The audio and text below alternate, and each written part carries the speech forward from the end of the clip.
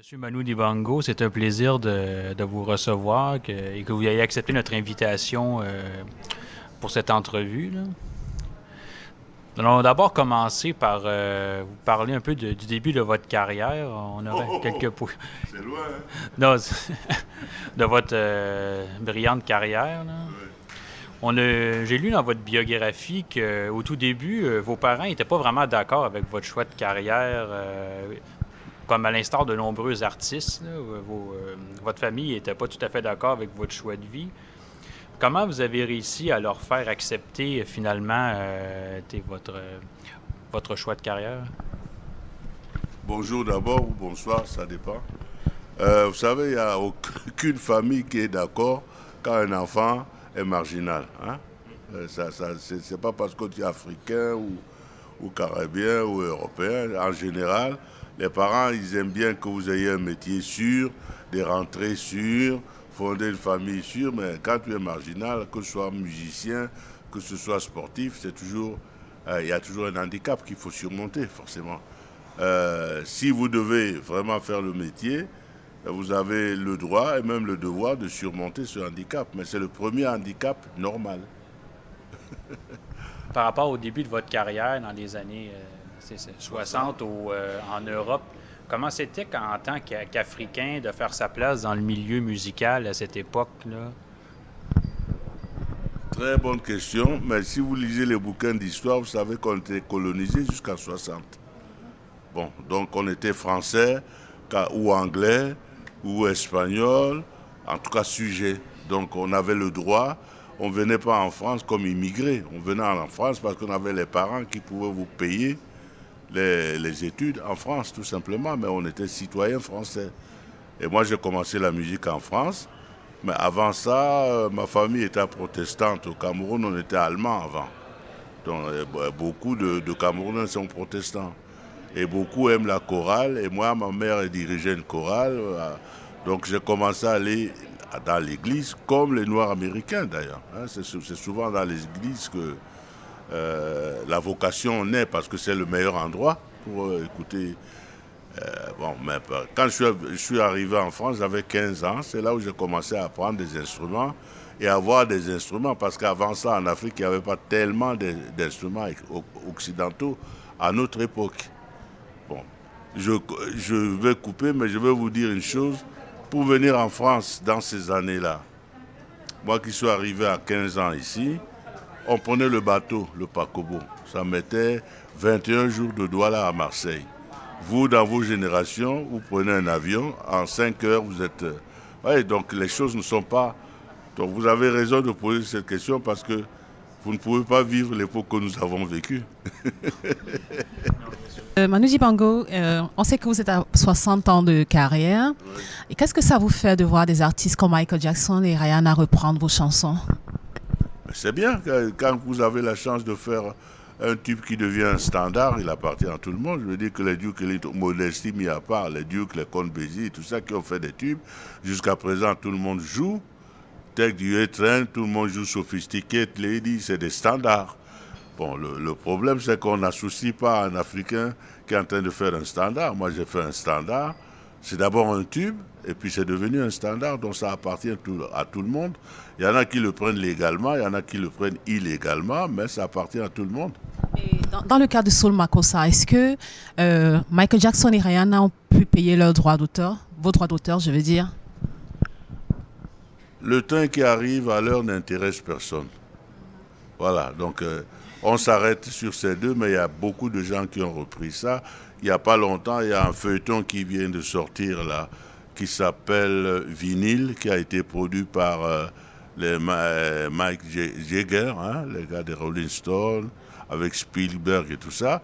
Ben, ils ont déclaré ça normalement. Il y a des gens comme les OGs, Jay-Z, pardon, qui a repris ce morceau, qui l'a déclaré. Il y en a plein qui l'ont déclaré. Il se trouve que, heureusement pour cette chanson, des gens très connus l'ont repris, mais peut-être pas de façon, disons, légale. Donc on fait travailler les avocats aussi, mais c'est bien parce qu'ils ont relancé ce morceau-là. Donc, de toute façon, on reprend que ce qu'on aime. Ça veut dire quoi? Ça veut dire qu'ils écoutent notre musique aussi. Voilà, il y a ce bon côté aussi. Je veux savoir votre lien avec le Cameroun. Quel est votre lien avec le Cameroun? Justement, est-ce que vous avez des projets concrets avec la jeune génération au Cameroun en matière de musique? Est-ce que vous pensez, vous avez des projets pour leur transmettre votre savoir? Parce qu'aujourd'hui, vous êtes une icône de la musique dans le monde. Est-ce que vous pensez, vous avez des projets dans ce sens-là? Ça, c'est des questions, en général, des gens qui ne connaissent pas le métier musical. J'ai aucune mission. Il y a énormément de bons musiciens chez nous. Il y a des gens comme les Richard Bonas, c'est quand même, ils n'ont pas eu besoin de moi. Il a travaillé avec moi. Beaucoup de gens qui ont réussi au Cameroun, d'ailleurs, ont à un moment donné fait partie de mon orchestre. Alors, ne serait-ce que ça, hein, j'ai un orchestre où il y a plein de Camerounais. Mon orchestre à Paris, il a plein de Camerounais. Et quand ils quittent, ils amènent d'autres musiciens. C'est une école qui ne dit pas son nom. Mais je n'ai pas de mission non plus spécialement avec le Cameroun. Non, c'est mettons les choses au point. Ça choque souvent, mais après, quand on réfléchit, on comprend. Je ne suis pas un musicien camerounais, je suis un musicien d'origine camerounaise. Ça me libère. Je fais ce que j'ai envie de faire dans la musique. Je ne suis pas chargé de faire la musique camerounaise. D'abord, quelle musique? Douala, Betty, Bamileke, Nordique, et quelle musique? Voilà, donc il n'y a pas de problème de ce côté-là. Par contre, beaucoup de jeunes gens qui écoutent et qui voient la durée d'un artiste respectent le travail que des gens comme moi ont fait. Et puis quand ils veulent réussir, ils essayent quand même de chausser ce genre de chaussures, quoi, parce que c'est pas facile comme métier. Hein. Voilà. Et quels ont été les moments forts de votre carrière? Est-ce que vous avez quelques moments qui vous ont vraiment marqué? Oui, il y a toujours des moments, mais vous savez, c'est que, comme on dit chez les Chinois, il y a le yin et le yang, quoi. C'est pas un long fleuve tranquille. Donc il y a des bons moments et des mauvais moments. L'essentiel, c'est de survivre tant au succès. Pas facile d'assumer un succès. Ce n'est pas facile non plus d'assumer un échec. Donc ça, c'est les deux pôles. Quand tu as ça, il faut beaucoup de courage pour surmonter, parce que quand tu fais un succès, c'est pas évident. Ça tombe sur toi, il faut assumer. Quand tu as un échec, est-ce que tu vas être découragé ou bien tu vas recommencer? Donc l'équation est toujours personnelle. Il faut survivre aux deux. C'est un exercice de tous les jours, non seulement dans la musique, dans tout. Hein, je veux dire, il faut essayer de survivre, quoi. Le troisième truc et le dernier d'ailleurs, c'est qu'il faut avoir la chance de vivre longtemps par et pour ta passion. Voilà.